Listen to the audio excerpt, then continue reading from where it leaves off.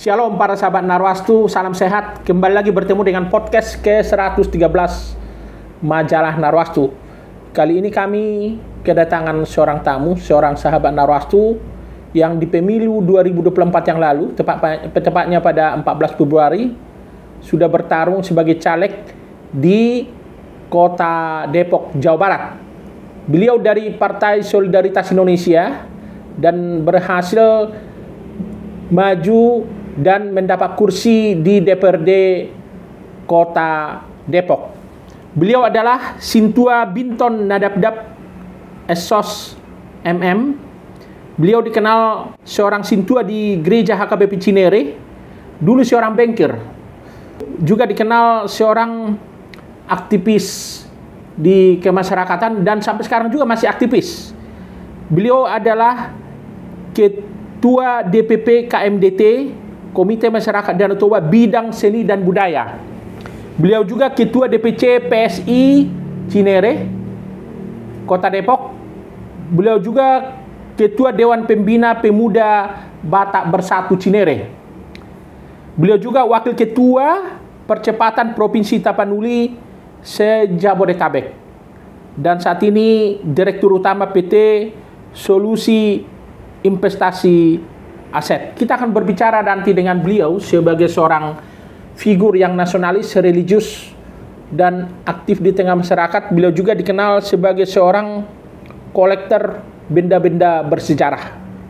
Kita akan gali pemikirannya, kita akan dengar kesaksiannya, sehingga bisa mendapat suara dalam pemilihan legislatif pada 14 Februari 2024 yang lalu. Shalom Bang Binton. Ya, shalom. Ya, shalom Bang ya. Ya, terima kasih Bang ya sudah berkunjung ke kantor Narwastu. Senang mendengarnya Abang mendapat kursi di Kota Depok. Ya. Mungkin Abang bisa cerita Bang, gimana ceritanya Abang masuk ke Partai Solidaritas Indonesia yang punya tagline anti korupsi dan anti intoleran. Ya. Silakan Bang. Oke. Perkenalkan, nama saya Sintua Binton Nadabdab. Kata Sintua ini berarti penetua kalau di gereja HKBP. Saya dikaruniai 3 orang anak, ya. Saya kenalkan keluarga dulu. Istri saya Eli Simajuntak, Pariban ya, kalau orang Medan bilang Pariban dari kandung, Pariban kandung. Lalu anak saya 3. Yang pertama 1 perempuan udah mau selesai ilmu politik, yang kedua ilmu hukum, sekolah tinggi hukum, dan yang ketiga masih SMA. Saya awalnya kerja di Bank Pak Jondro, seperti kita perkenalan sudah sangat lama. Saya mengabdi di Bank BUMN di BRI tepatnya 31 tahun. Dan saya sudah berkeliling tugas di beberapa kota di Indonesia, sebut saja yang 4 tempat terakhir ya, di daerah Pantura, Cikampek, Depok, terus Solo, terus Jawa Barat, Bandung. Saya waktu itu sering menonton, memang dari dulu kan sudah berteman lama dengan tokoh-tokoh politisi ya. Sebut saja, saya masih muda waktu itu dengan Pak Muhtar Papahan, terus Pak Taufik Kemas, dan Profesor Dr. Budi Santoso, Ketua Umum Demokrat. Udah perteman tuh udah lama, tapi masih tetap bertahan kerja di bank. Niat mengundurkan diri pensiun dini sudah pernah ada, tapi tidak dapatkan izin. Tapi Tuhan berkata lain bahwa saya harus mengakhiri karir saya di usia 51 tahun, ya, dan saya sudah dapat posisi yang nyaman sebenarnya. Artinya itu pengalaman zona nyaman saya sudah dapat lah kalau kerja di Bank BUMN. Tetapi ketika saya melihat orasi-orasi politiknya si Grace Natali, sis lah ya, kalau sekarang mungkin saya karena udah di PSI bisa manggilnya sis. And bro, jadi Sis Natali itu anti intoleransi dan anti korupsi. 2 kata kunci ini bagi saya sangat bermakna dan sangat dalam. Yang sangat dalam itu ya adalah anti intoleransi. Saya lahir di Pematang Siantar, kota yang sangat toleran. Di situ sangat majemuk, di situ berbagai macam suku, dan di SMA Negeri 1, di SMP, saya udah berbaur dengan berbagai macam suku dan agama di situ, di SMA Negeri 1 Siantar dan SMP Negeri 5. Nah, mungkin karena pengalaman itulah, pengalaman masa lalu saya itu, pertemanan masa lalu saya itu, membuat saya berpikir betul-betul niat keluar tuh setelah saya melihat Solo. Saya melihat Solo, betul-betul kotanya lebih intoleran lagi, lebih toleran lagi. Di sana persis kehidupannya kayak di Siantar, malah lebih mengasihkan lagi kalau saya lihat kehidupan di sana dengan soal bagaimana makanan halal dan nggak halal, dan pertemanan dengan yang lain sangat menerima. Tapi waktu itu COVID, Bang. Jadi saya nggak mungkin mengundurkan diri karena nggak bisa keluar kota itu. Dan perhelatan politik juga belum ada saya lihat memungkinkan untuk saya harus keluar. Terakhir saya waktu pimpinan di BRI di Lembang, Bandung, saya berpikir udah saya harus mengakhiri lah. Karena saya khawatir kalau kelamaan nanti saya daftar partai, nanti nggak ada kesempatan untuk sosialisasi. Awalnya di situ. Jadi dengan benang merahnya, Grace Natali menginspirasi saya untuk bergabung dengan Partai Solidaritas Indonesia. Oke. Jadi bagaimana cara Abang sosialisasi atau katakanlah untuk memperkenalkan PSI di daerah Depok? Yang notabene ini umat Kristiani juga cukup banyak di sana ya? Kalau perbandingan cukup banyak, ya khusus Cinere mungkin lebih dibanding yang lain. Tapi secara keseluruhan di kota Depok, mungkin partai yang masih berkuasa dan di sana 20 tahun partai PKS ya. Pertanyaannya adalah bagaimana cara bersosialisasi di kota Depok. Saya pernah tugas di BRI Depok hampir 4 tahun. Jadi, dan saya tinggal di situ hampir 22 tahun berarti. Bagi saya kota Depok itu tidak terasa asing karena saya sudah melayani di BRI juga waktu di Depok, dan saya sudah melayani di HKBP juga. Saya aktif di kegiatan sosial. Jadi salah satu pemicu saya waktu itu untuk jadi maju, ya masyarakat Depok yang mendorong, masyarakat lingkungan saya. Pak, di daerah Gandul ini belum pernah ada caleg yang maju, ayo dong Pak maju gitu kan. Akhirnya saya putuskan dan masyarakat lingkungan saya sangat mendukung. Bagaimana polarisasi kampanyenya? Kami di bank itu bahwa nasabah itu adalah raja. Dan kalau dianalogikan ke politik, bahwa masyarakat itu adalah raja. Kita harus mengabdi sama raja. Jadi rakyat adalah tuanku. Sebenarnya polarisasi sama. Pendekatannya buat saya nggak terasa asing karena beberapa tahun itu kan kita sangat aktif ke pasar-pasar, Bang. Gitu ke ya? pasar-pasar, ke UMKM lah, khususnya kan saya di UMKM. Jadi pendekatan sosial tentunya dari pendekatan agama, tokoh masyarakat. Tetapi yang jauh lebih membidangi saya ya, yang saya kuasai penuh selain dunia seni budaya ya UMKM. Begitu ya? Iya. Oke. Dukungan keluarga sendiri bagaimana, Bang? Karena kita tahu politik ini kan harus kuat mental, banyak godaan. Bagaimana waktu itu? Dukungan keluarga ya sangat bagus. Justru saya itu, Bang Jondro, nggak punya tim sukses yang digaji permanen dari luar.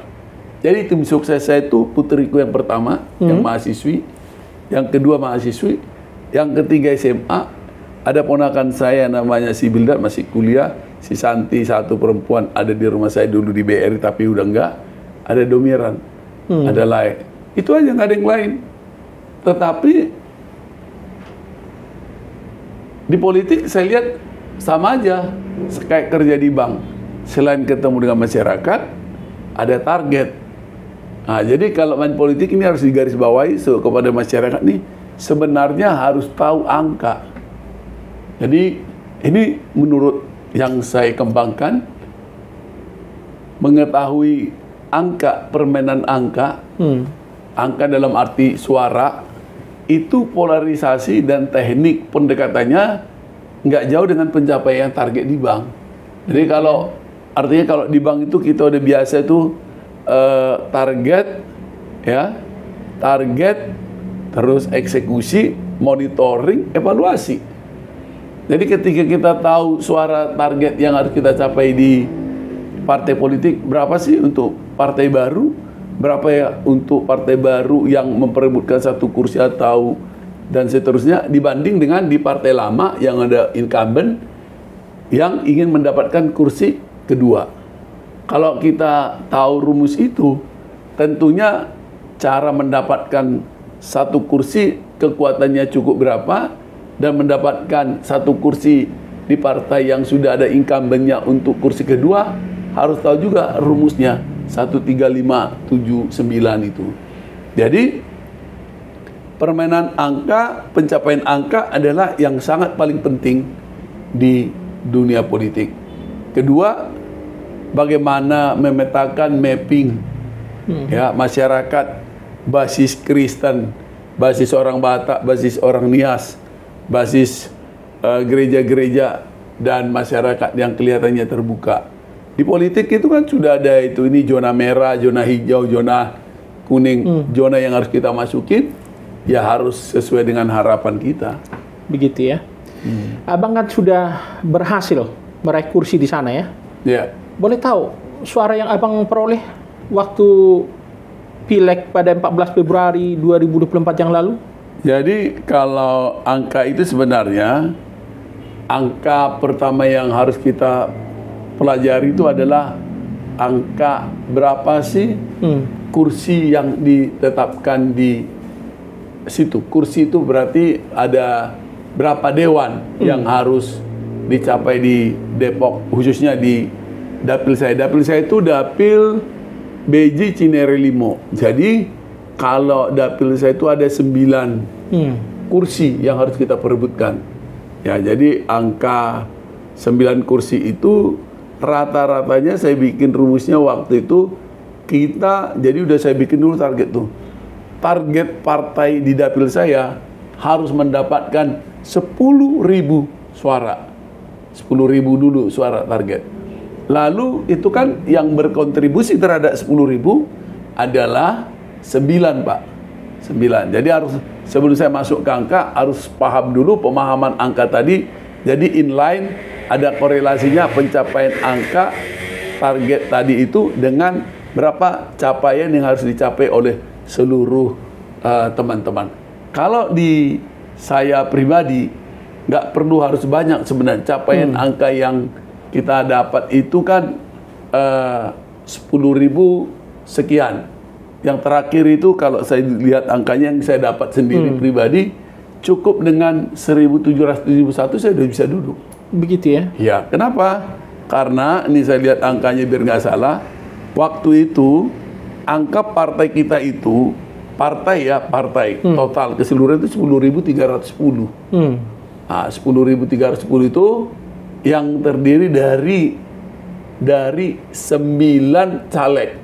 9 caleg dan sisa dari suara saya tadi kurang 10.310 dikurang suara saya, dan yang paling banyak waktu itu adalah suara partai. Suara partai itu 3.802. Lalu yang lainnya ditopang dengan teman-teman saya yang lain. Apa artinya bahwa pencapaian suara tadi itu tidak sama dengan pencapaian di dapil yang kursinya hanya 6. Paham nggak? Jadi harusnya jadi pertanyaan kita, kenapa Pak Binton mengambil partai PSI? Jadi di dalam politik menurut hemat saya pribadi, bahwa bagi pemula yang belum pernah nyalek adalah harus hati-hati memilih partai mana yang harus dimasuki untuk jadi caleg supaya cost-nya nggak terlalu tinggi.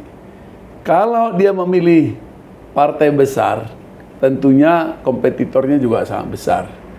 Dan incumbent sudah ada, sehingga untuk mendapatkan kursi kedua atau kursi ketiga menghitungnya harus membagi 1, 3, 5, 7, 9. Itulah rumusnya nih. Tetapi bagi seperti saya kemarin, kenapa memilih partai PSI? Karena kita melihat ada animo masyarakat, ada keinginan masyarakat ingin melihat bahwa PSI ini tumbuh, berkembang, dan ingin perubahan. Tentunya ingin perubahan itu adalah ruh dari semangat kita yang kita rasakan ada di tengah-tengah masyarakat. Ketika kita mengambil partai PSI, itu jangankan 1.500, kalau 9 calegnya, kalau 1.000 pun bisa menang. Gitu. Karena semua yang ada kompetitor, ada caleg-caleg itu sama-sama ingin hanya mencapai target suara total partai dan suara perorangan dari caleg itu. Siapa yang jadi juara 1, juara kelas, ya itulah jadi pemenang yang akan membawa suara teman-teman yang lain. Itu salah satu pilihan saya waktu itu, karena waktu itu saya ada partai besar yang menawarkan, tapi saya berhitung, main angka, melihat, menganalisa mapping tadi, tidak sulit buat saya untuk menghitung dengan angka kalau kita di partai baru yang tentunya dilihat orang ada harapan di situ. Itu sih yang penting. Begitu ya? Ya, untuk mendapatkan 1 kursi ya. Ya. Itu. Bang Binton begini, Abang aktif melayani di gereja. Ya. Juga pernah sebagai pimpinan bank ya. Iya. Apa yang Abang rasakan bedanya mendekati masyarakat yang majemuk dengan warga gereja dengan nasabah bank ketika Abang sosialisasi menjelang pemilu 2024 ini? Kalau pendekatan gereja, tentunya kan ini tidak semata-mata pendekatan hari ini. Karena pendekatan itu sudah dilakukan kurang lebih 10 tahun melayani di dalam gereja. Hanya bagaimana membina, bagaimana menjalin hubungan supaya jemaat ini yang ada yang baru, ada yang belum kenal, ada yang belum dekat, supaya lebih dekat lagi. Pendekatannya ya, karena memang kita udah aktif di gereja, ya akan tentu kita lebih aktifkan lagi kegiatannya. Lalu bagaimana pendekatan kepada masyarakat? Ya masyarakat, bukan hanya masyarakat Batak di arisan-arisan, yang paling inti adalah masyarakat yang yang Muslim lah, yang Muslim. Kalau non Muslim kan tentunya ada rasa ingin kebersamaan, ingin berjuang bersama, ada harapan yang tinggi. Tapi kan tidak cukup dengan itu. Ada 11 orang Batak Kristen yang ada di dapil saya waktu itu. Pendekatan ke masyarakat yang saya lakukan selain tadi ke pendekatan UMKM di pasar-pasar, ya itu pasar-pasar memang harus kita datang ke warung-warung, ke pasar-pasar, percaya bahwa mereka butuh ada pengharapan ingin perubahan, bagaimana UMKM, pembiayaan kredit, pembinaan. Itu kan ilmu yang kita miliki.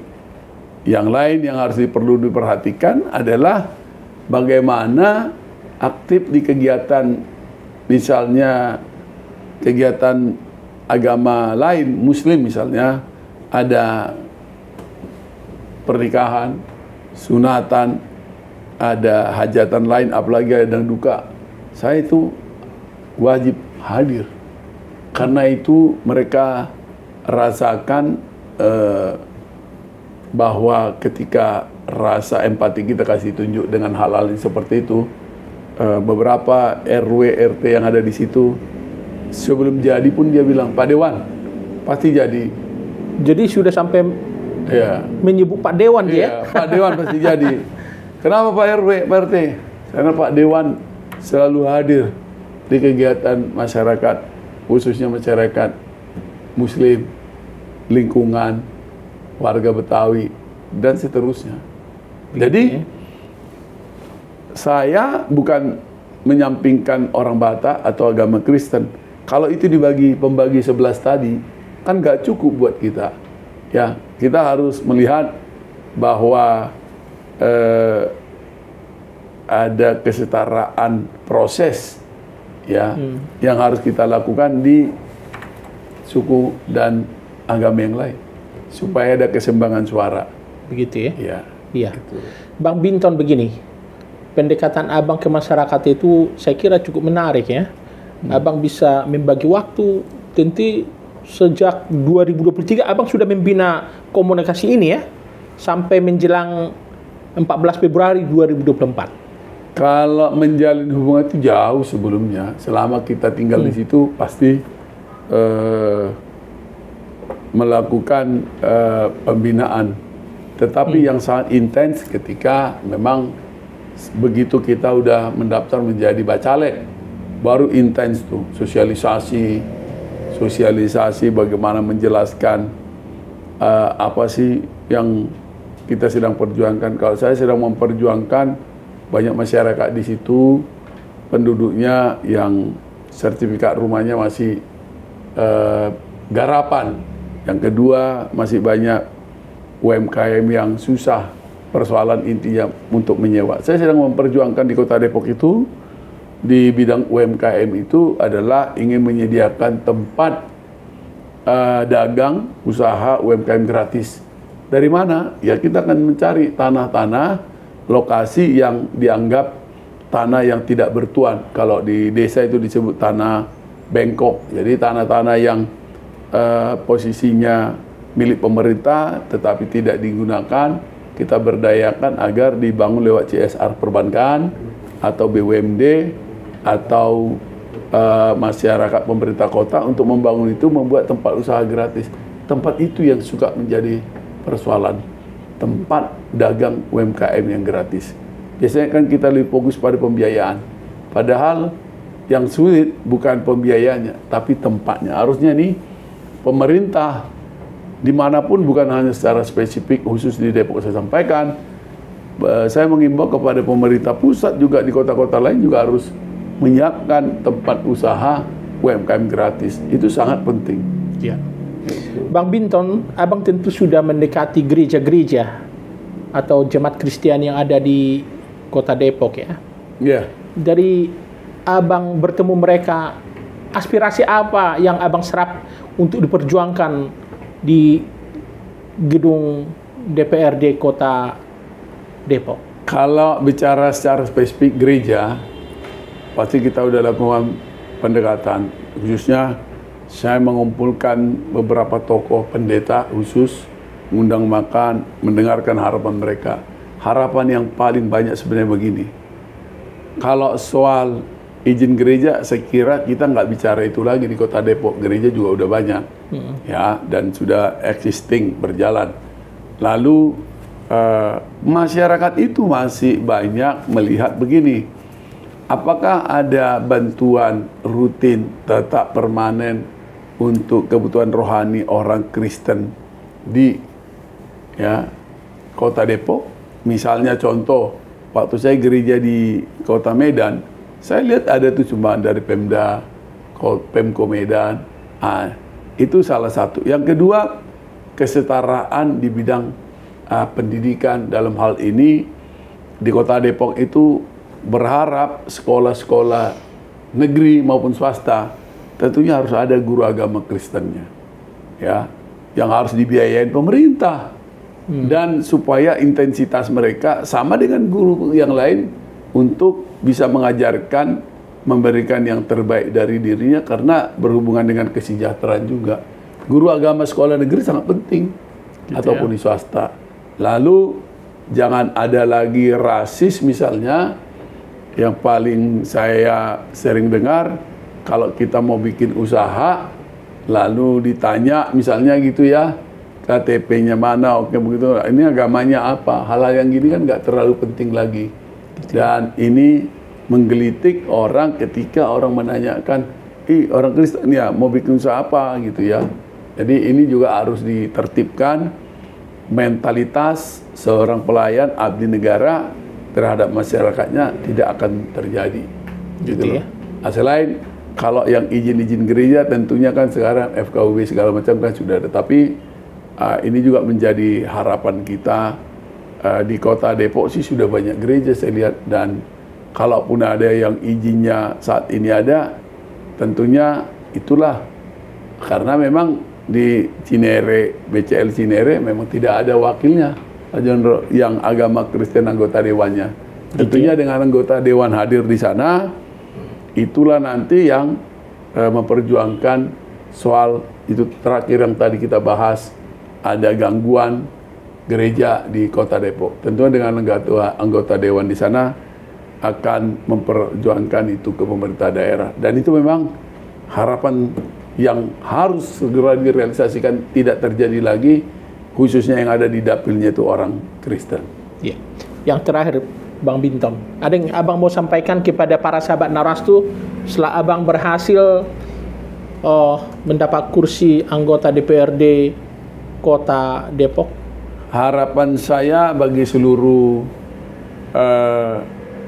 pemirsa atau katakanlah pecinta majalah Narwastu maupun YouTube majalah Narwastu, bagi saya kemenangan suatu capaian jadi anggota legislatif bukan karena uang, bukan karena banyaknya kamu sosialisasi, bukan karena kamu berpengaruh apa tidak. Kita lihat sangat banyak orang yang uangnya banyak, ya, yang terkenal, top, perbuatannya juga dirasakan masyarakat, tapi kalah. Yang saya mau kasih tahu bahwa saya mau garis bawahi, saya tidak melakukan sepeser pun serangan pajar di Kota Depok, dan saya bisa pastikan ini karena putriku namanya Agnes, mahasiswa ilmu politik, skripsinya aja anti money politik di skripsinya. Itu judulnya salah satu, itu intinya. Dan kalau saya melakukan itu, saya menjadi ayah yang tidak baik, ayah yang tidak jadi contoh kepada anak. Lalu satu-satunya cara kalau mau sukses, andalkan Tuhan dalam kehidupanmu. Itu aja. Karena bagi saya, bagi kami, dari satu gereja ada gereja yang sama, orang Batak, HKBP lagi, dua menjadi bersamaan menjadi anggota dewan di dapil yang sama. Ini artinya apa? Kalau bukan karena Tuhan yang bekerja, kalau bukan karena Tuhan yang merancang bangun, bagaimana Tuhan membagi, bagaimana Tuhan membuat si A jadi suka, si B jadi suka, itu salah satunya, itu nggak akan mungkin terjadi. Yang kedua, selain mengandalkan Tuhan dalam hidup kita, minta dukungan doa, ya, sebanyak-banyaknya.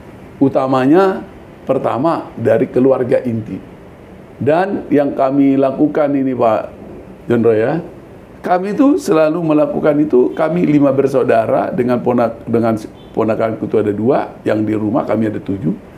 Jadi kami kalau melakukan suatu momentum yang bersamaan, momentum yang kuat, misalnya kita menunggu hasil, mau sosialisasi di daerah basisnya, katakanlah partai tertentu, kami itu selalu berdoa bergandengan tangan. Gitu ya. Dan selalu ditutup dengan doa Bapa kami yang di surga. Begitu. Ini adalah rutin yang kami lakukan. Karena mengandalkan Tuhan di dalam sesuatu pertandingan apapun, itu tidak ditawar-tawar. Pasti kalau Tuhan udah berkehendak, pasti jadi. Itu yang saya rasakan. Begitu. Bagaimana mungkin 1771 suara bisa memenangkan duduk jadi anggota caleg, sementara di dapil saya ada mantan camat, ada mantan lurah, suaranya lebih dari 3.000 sekian, tetapi kalah. Ini apa yang terjadi kalau bukan Tuhan yang bekerja dan Tuhan yang merancang bangun. Itu aja sih buat majalah Narwastu. Dan jangan lupa di dalam segala kegiatan andalkan Tuhan dalam kehidupan kita. Ya. Itu. Bang Binton, terima kasih atas perbincangan kita pada kesempatan kali ini. Ya. Kiranya Abang juga selalu sehat, sukses sebagai anggota dewan Amin. nanti di DPRD Kota Depok. Para sahabat Narastu, itulah perbincangan yang cukup menginspirasi, cukup menarik dengan seorang anak bangsa yang punya kepedulian untuk berusaha membangun dan mensejahterakan bangsa ini, terutama di Kota Depok. Kiranya Para sahabat selalu sehat, dilindungi Tuhan dimanapun saat ini berada. Akhirnya kami undur diri. Shalom, salam sehat, dan Tuhan memberkati Indonesia. Tuhan memberkati.